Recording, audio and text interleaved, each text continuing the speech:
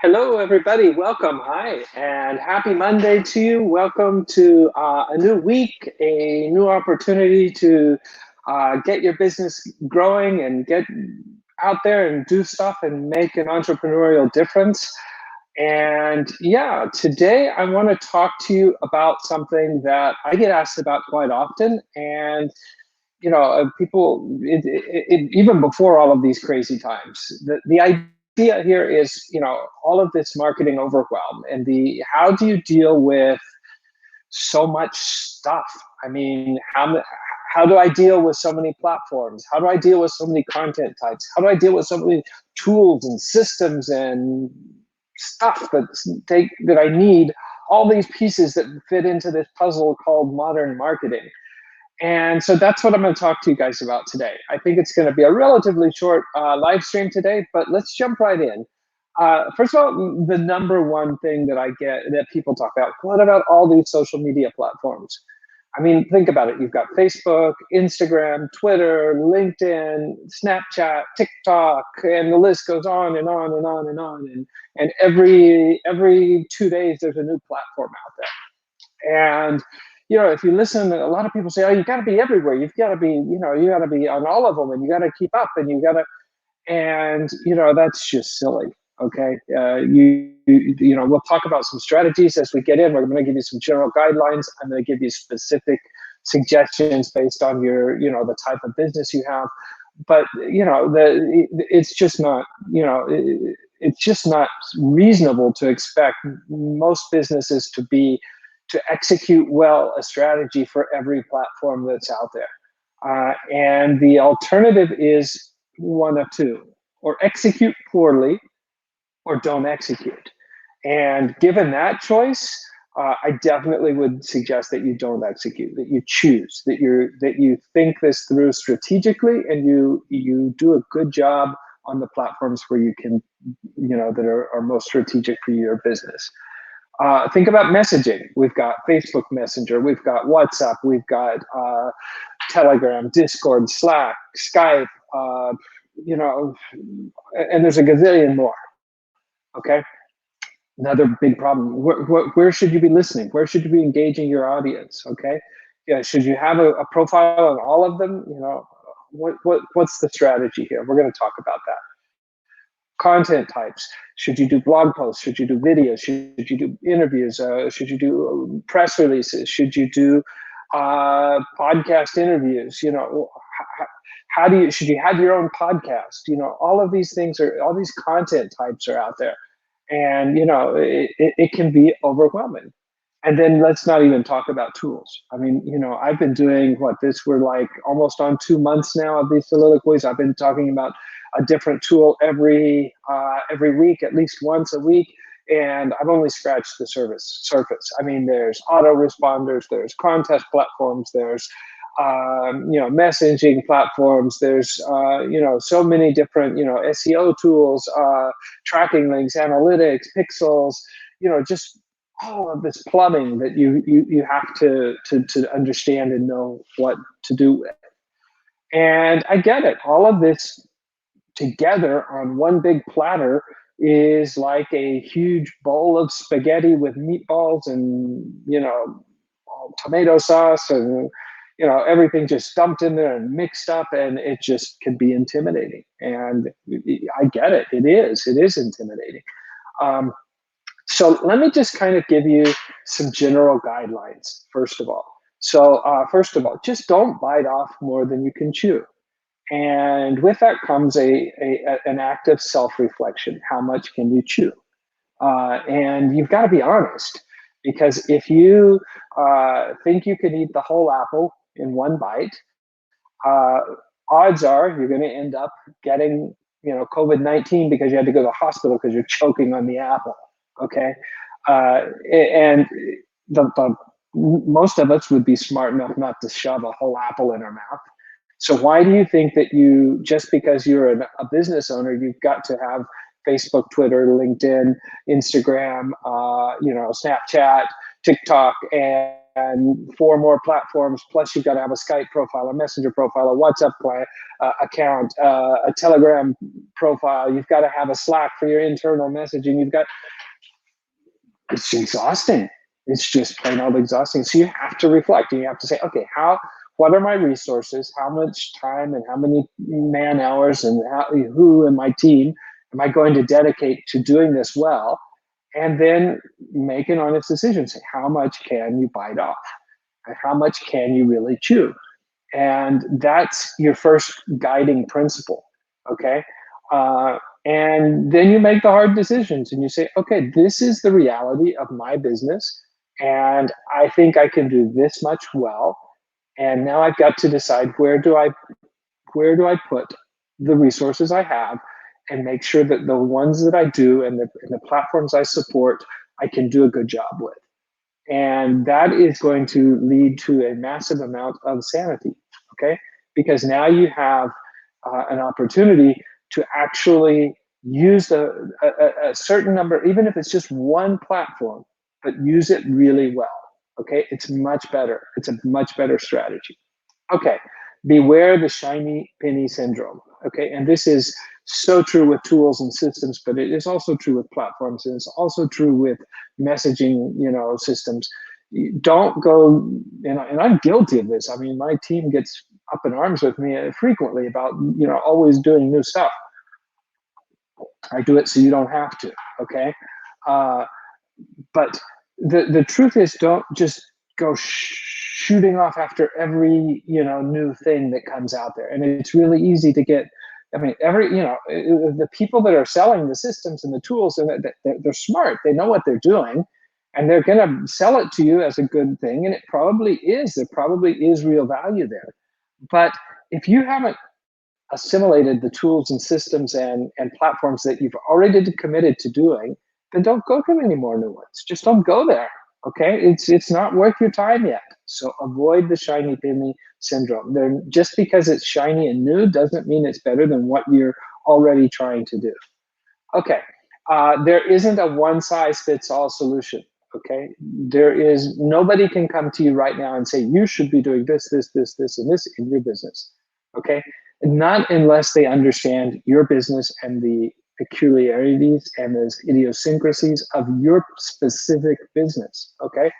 Where you're located, who your audience is, what your offers are, how long you've been in business, how big of a client base do you have. There's so many variables that come into account that it's impossible for anybody to just give you a one-size-fits-all solution, okay?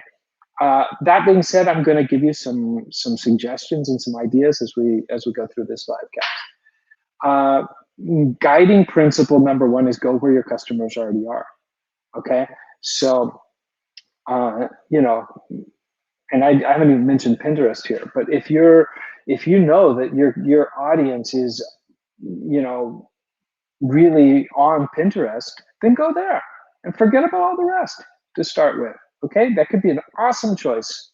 Okay, now if you are running a business that is, a high-tech B2b, business, well, you probably don't have any need to be on Pinterest, right? So go where your customers are. Okay, because you're not going to attract. If you're running a fintech company, you're not going to attract people to your Pinterest boards. Okay, it's just trying to teach.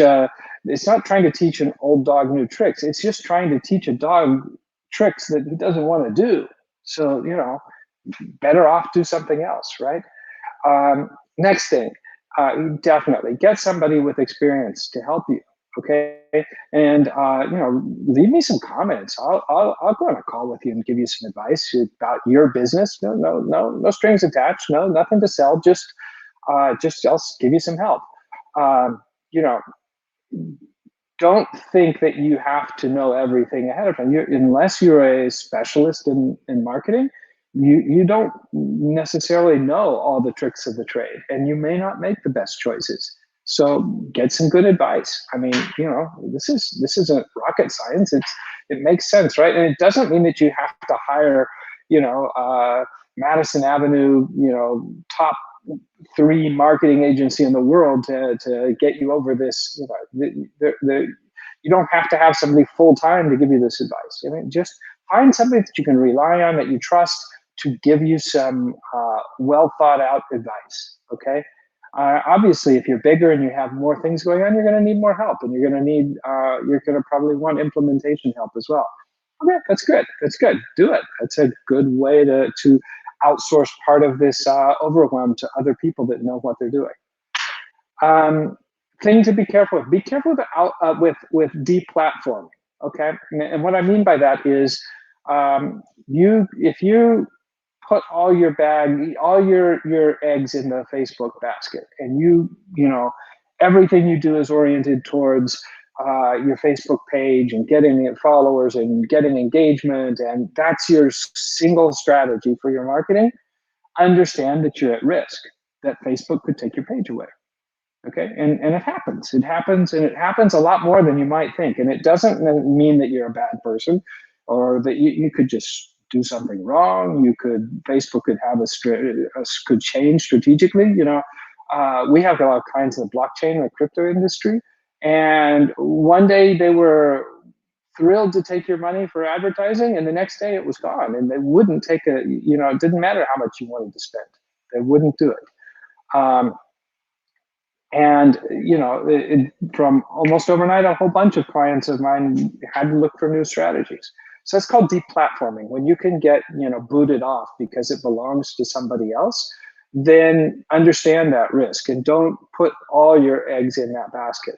Okay, which brings me to the last thing: own your own website. Okay, own your own little piece of internet real estate. That's your website. It's not going anywhere. You can say whatever you want. You can make it look however you want, and nobody can take it away.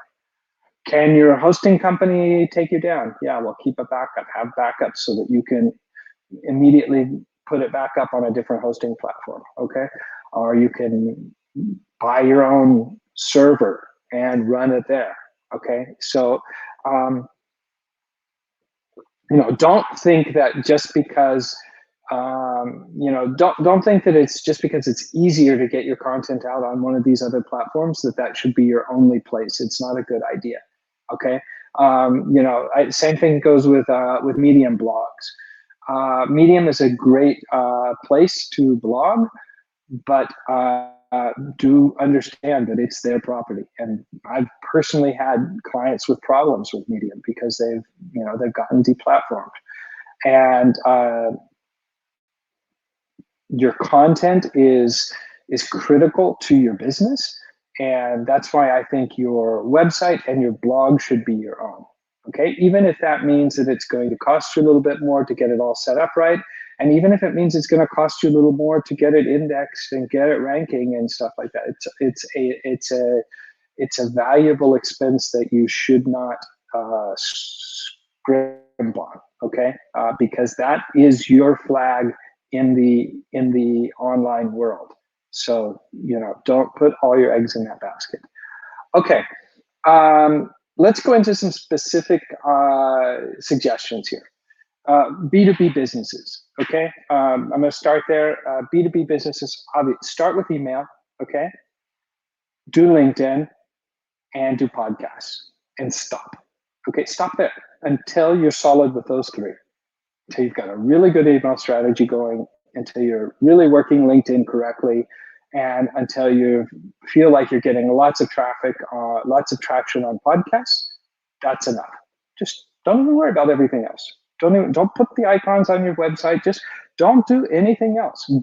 Grow your email list, engage on LinkedIn, do outreach on LinkedIn, and do content on LinkedIn, and do conversations on LinkedIn's messaging platform, and stop.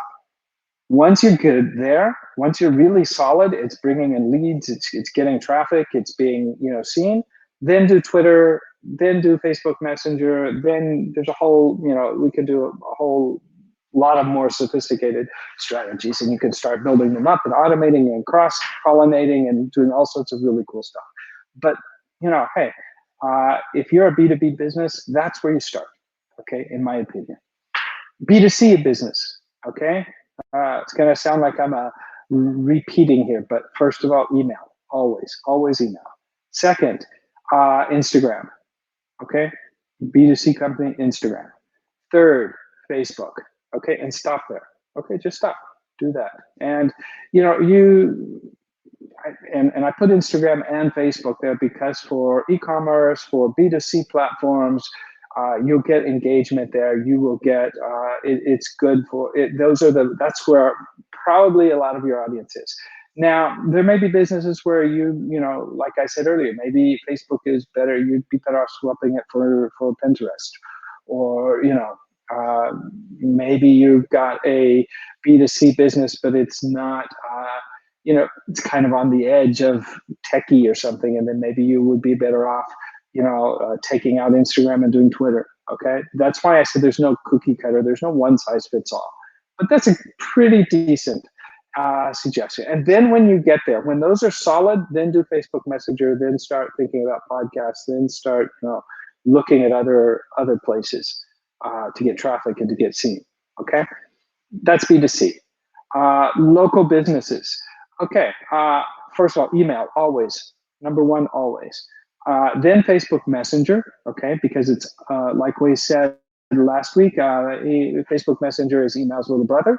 And for a local business that you really just want people to come in the door, it is an awesome way to get your offers out there, your coupons, your daily special, whatever it is that you're doing. Messenger is really powerful. Then do either Instagram or Facebook. Choose.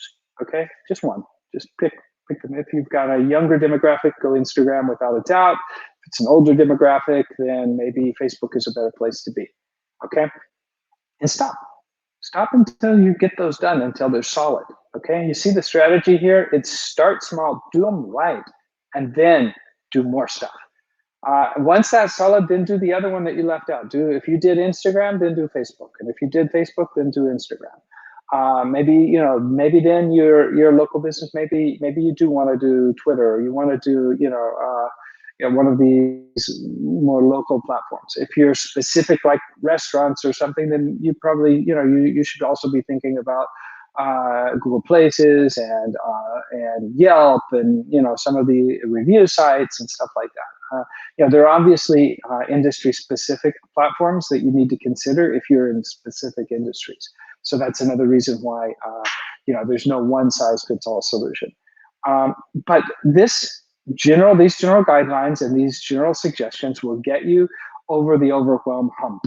Okay, you will, at least that way, you will be able to feel like you're in the driver's seat of your marketing. And make sure that either you hire somebody to drive your marketing, or you have them come along with you for the ride, and they're there beside you to keep you on the road. That will do so much good for you. And like I said, that was a genuine human offer. If you need to bounce some ideas off somebody and you want some advice and some, feel free to reach out, leave me some comments, and we'll set up a call and we'll have a conversation. Anyway, I hope you've enjoyed today's live stream. Thank you very much for listening in. Take care and talk to you tomorrow.